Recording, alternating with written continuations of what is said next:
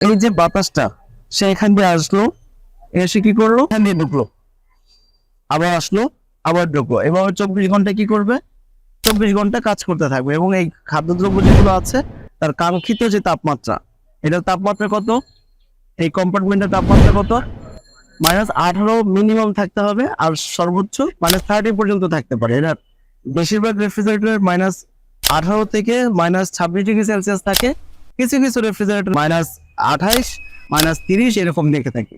তাহলে এই বিষয়গুলো কিন্তু আমরা লক্ষ্য রাখবো। তাহলে বাতাসটা আমার এইভাবে সার্কুলেট করবে। এখন যে কভার গুলো আছে এখানে কিন্তু একটা টেকনোলজি দেওয়া আছে, এখানে একটা ডিজাইন করা আছে, এয়ার ফ্লোর ডিজাইন, যে বাতাসটা কোথায় কতটুকু ডিস্ট্রিবিউট হবে। ঠিক আছে, ফ্যানটা কিন্তু এখান থেকে ডিরেক্ট, একটা নন ফ্রস্ট রেফ্রিজারেটরের ফ্যানটা এখান থেকে ডিরেক্ট ব্যবহার করা হয় না, যে আমি এখান থেকে খুলে দিলাম বাতাসটা এখানে সার্কুলেট করবে। তাহলে যদি আমার 100% বাতাস এখান দিয়ে বের হয়, তাহলে 100% বাতাসটা কিন্তু ভিতরে ঢুকে যাবে, তাই না? তাহলে এখানটা কিন্তু দেখা যায় যে এইখানটা ফ্যানটা যেখানে থাকে সেখানটা কিন্তু বন্ধ, কিছু জায়গা খোলা আছে, কিছু জায়গা কিন্তু বন্ধ আছে। বন্ধ কেন? বাতাসটা বাড়ি খেয়ে বাতাস কিছু এখান দিয়ে আসবে, আর কিছু বাতাস এখান থেকে বাড়ি খেয়ে নিচের দিকে চলে যাবে। তাহলে বাতাস যে পথ দিয়ে যায় সেই পথটার নাম কি?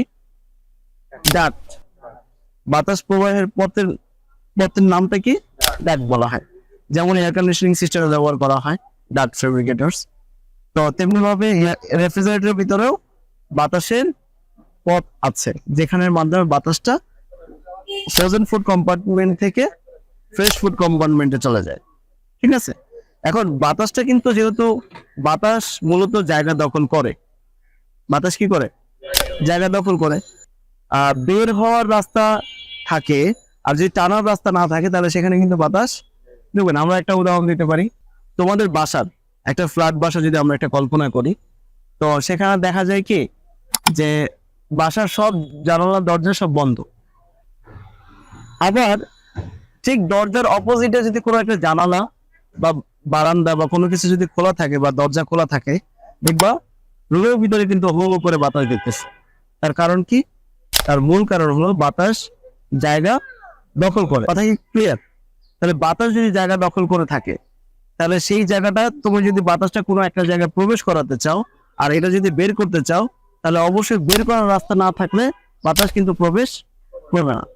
তাহলে এখানে কিন্তু একই সিস্টেম, এখান দিয়ে বাতাসটা আসবে, এসে যদি আসে তাহলে সে জায়গাটা দখল করে ফেললো, তাহলে বাতাসটা টানার জায়গা থাকা লাগবে, টানতে হবে। তাহলে টানার জন্য কি ব্যবস্থা করছে, যে এখান দিয়ে তোমার কিন্তু একটা ডার্ট লাইন করা আছে, এই যে এখান দিয়ে বাতাস প্রবাহের পথ করা আছে, এখান দিয়ে একটা ঢুকবে, এখানে ঢুকে, এই বাতাসটা এখান দিয়ে ঢুকে এখান দিয়ে বের হবে, এখান দিয়ে ঢুকে এখান দিয়ে বের হবে।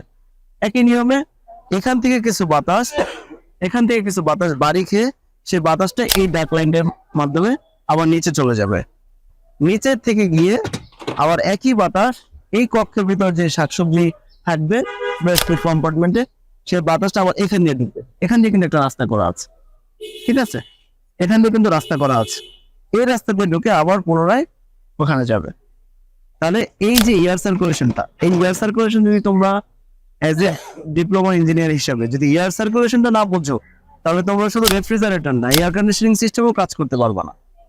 কারণ তুমি যদি একটা কক্ষের ভিতরে ঠান্ডা বাতাস প্রবাহ করতে চাও, তাহলে তোমাকে ওই রুম থেকে গরম বাতাসটাকে টেনে আনতে হবে। কথা কি বুঝতে পারছি? এসি যেখানে সেট আপ করবো, এয়ার কন্ডিশনিং সিস্টেম যেখানে সেট আপ করবো, বা রেফ্রিজারেটর বা হিমায়ন যন্ত্র যেখানে সেট আপ করো না কেন, সেখানে কিন্তু তোমার এই এয়ার সার্কুলেশনটা কিন্তু তোমাকে বুঝতে হবে।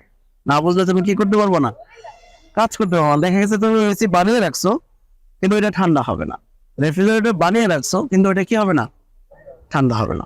ক্লিয়ার? তাহলে আমরা এয়ার সার্কুলেশনটা কি বুঝতে পারছো সবাই?